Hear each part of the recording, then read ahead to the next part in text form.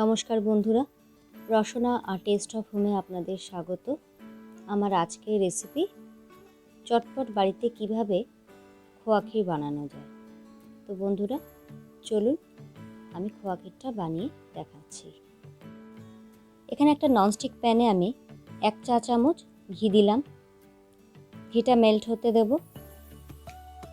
Melt হয়ে গেছে। এখানে আমি হাফ কাপ লিকুইড দুধ দিলাম।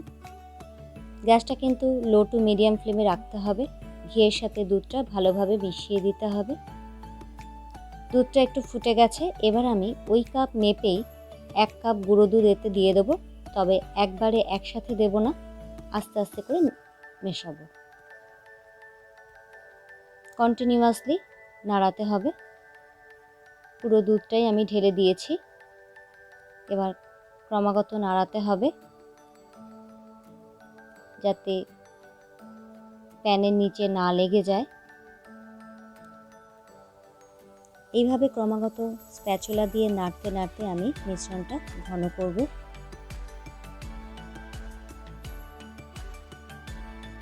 গ্যাসটা মিডিয়াম ফ্লেমে রয়েছে।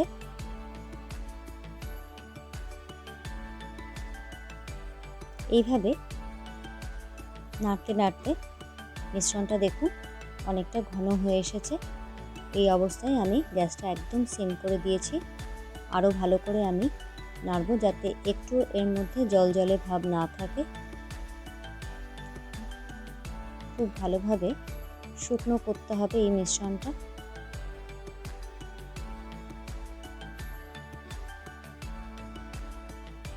এইভাবেই স্প্যাচুলার সাহায্যে নাড়তে হবে।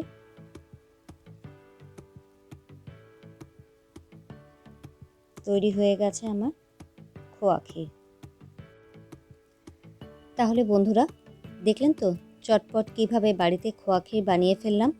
এই খোয়া ক্ষীর এবার আপনারা পাটিসাপটা, পুলি এসবের মধ্যে অনায়াসেই ব্যবহার করে ফেলতে পারেন। এটা ঠান্ডা হলে শক্ত হয়ে যাবে। তবে আপনারা যদি সংরক্ষণ করতে চান বেশি দিনের জন্য, তবে অবশ্যই এটা ফ্রিজে রেখে ব্যবহার করবেন।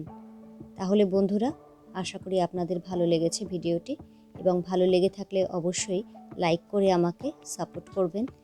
আর যারা আমার চ্যানেলের নতুন বন্ধু তারা অবশ্যই আমার চ্যানেলটিকে সাবস্ক্রাইব করবেন এবং পাশে থাকা বেল আইকনটি অবশ্যই প্রেস করে দেবেন, যাতে নতুন কোনো ভিডিও যখনই আমি আপলোড করব সেটা আপনাদের কাছে তাড়াতাড়ি পৌঁছে যায়। আজ তাহলে চলি, সবাই ভালো থাকবেন, সুস্থ থাকবেন।